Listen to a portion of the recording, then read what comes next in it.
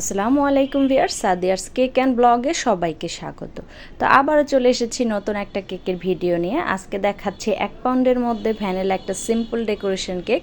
এটা হচ্ছে vanilla sponge cake. আর এই কেকটা হচ্ছে আমি আমার এক পরিচিত কাস্টমারকে দিয়েছিলাম, আর উনি হচ্ছে আমার রিপিট ক্রেতা। আর রিপিট ক্রেতাদের ভালোবাসা সবসময় অবিরাম। তো কেকটা হচ্ছে খুবই সিম্পল একটা ডেকোরেশন। আর যখন কেউ আমার থেকে খাওয়ার জন্য কেক নেয় তখন হচ্ছে কোনো রকম ডেকোরেশন দেয়, অত গর্জিয়াস কোনো ডেকোরেশন দেয় না, জাস্ট সিম্পল একটা ডেকোরেশন দিয়ে দেয়। আমি সেই ডেকোরেশন অনুযায়ী কেকটা করে দেওয়ার চেষ্টা করি। তো সেই অনুযায়ী করে দেওয়ার চেষ্টা করছি। আর আমি এখানে যে ক্রিমটা ইউজ করেছি সেটা হচ্ছে ভিভো হোয়াইট হুইপড ক্রিম।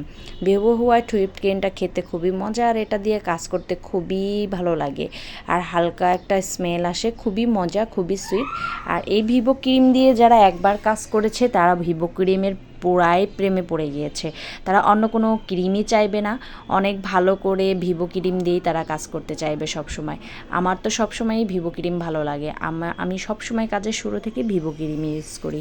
আর এই গরমের মধ্যে ভিভো ক্রিমটাও কিন্তু খুব ভালোভাবে স্টিপ হয়। কারণ হচ্ছে ভিভো ক্রিমটা এমন একটা ক্রিম যেটা হচ্ছে খুব তাড়াতাড়ি আপনার শক্ত হয়ে যাবে, খুব তাড়াতাড়ি আপনার ভালো মতো পারফেক্ট ক্রিমে তৈরি হয়ে যাবে। এটা গরমে বেশি তাড়াতাড়ি গলেও যায় না।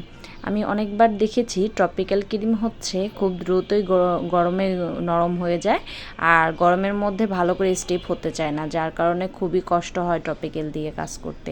তো আমি তেমন ট্রপিক্যাল দিয়ে কাজ করি নাই, বাট কয়েকটা হচ্ছে ট্রাই করেছিলাম যে কেমন হয় দেখার জন্য, বাট আমার কাছে ভালো লাগেনি। এই জন্য আমি ট্রপিক্যাল ক্রিম কখনোই ইউজ করি না। কাজের শুরু থেকে ভিভো এবং ভিভো ছাড়া আমি কিছু ইউজ করি না। তো কেকটা ভালো করে ফিনিশিং দিয়ে আমি পার্পেল এবং হোয়াইট কালারের কম্বিনেশনে কেকটা করেছি। আর উপরের পাটটা দেখতেই পাচ্ছেন আমি সুন্দর করে একটা শেড দিয়ে দিচ্ছি, আর এটা হচ্ছে একটা প্যানেট নাইফের সাহায্যে শেডটা দিচ্ছি। এই ধরনের প্যানেট নাইফ সেট ধরা পাওয়া যায় প্রত্যেকটা পেজে। আপনারা প্রত্যেকটা বেকিং পেজে এই ধরনের সুন্দর সুন্দর প্যানেট নাইফ পেয়ে যাবেন, তো সেখান থেকেই কিনে নিতে হবে।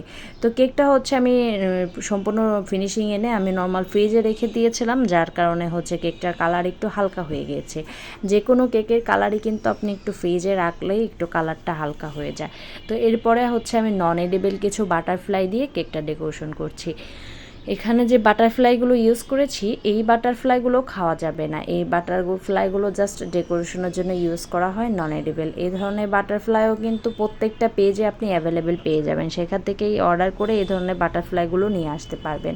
আমার কাছে এই ধরনের বাটারফ্লাই কেকগুলো অনেক ভালো লাগে, নর্মাল একদম সিম্পলের মধ্যে গর্জিয়াস লাগে, যার কারণে আমার কাছে অনেক ভালো লাগে।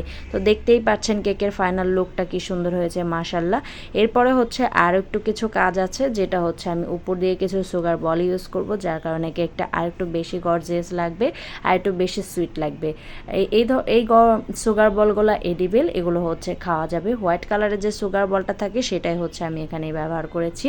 অনেকে জিজ্ঞাসা করে, আপু এই যে কেকের উপরে যে পুঁথিগুলা দেন, মুক্তগুলো দেন, এগুলো কি খাওয়া যাবে নাকি ফেলে দিতে হবে? এইটা সুগার বল, এটা হচ্ছে নন এডিবল না, এটা এডিবল সুগার বল, এটা খাওয়া যাবে। এটা চিনি দিয়ে তৈরি হওয়ার মতো, চিনি দিয়ে তৈরি করা আর এক ধরনের সুগার বল, মানে চকলেট জাতীয়, যেটা খাওয়া যাবে। খেতে অনেক ভালোই লাগে। আমার মেয়ে তো মাশাআল্লাহ অনেক ভালোবাসে এই ধরনের সুগার বল খেতে। ও তো আমি যখন কেকের কাজ করি আমার মেয়ে দৌড়ায় এসে পালিয়ে নিয়ে আবার দৌড়ায় চলে যায়, এতটা পছন্দ করে। তো এরপর আমি পুরো কেকের উপরেই আমি সুন্দর করে সুগার বল দিয়ে দিয়েছি, উপর দিয়েও দিয়ে দিয়েছি, যাতে করে কেকটা আউটলুকিংটা আরও বেশি সুন্দর লাগে।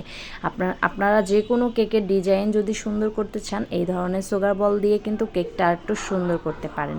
তো ফাইনাল লুকটা দেখতেই পাচ্ছেন কেকের, মাশাআল্লাহ আমার কাছে তো অনেক ভালো লেগেছে। আপনাদের কাছে কেমন লাগলো অবশ্যই লাইক কমেন্ট করে জানাবেন। ভিডিওটা ভালো লাগলে চ্যানেলটা সাবস্ক্রাইব করে পাশে থাকবেন। ধন্যবাদ সবাইকে।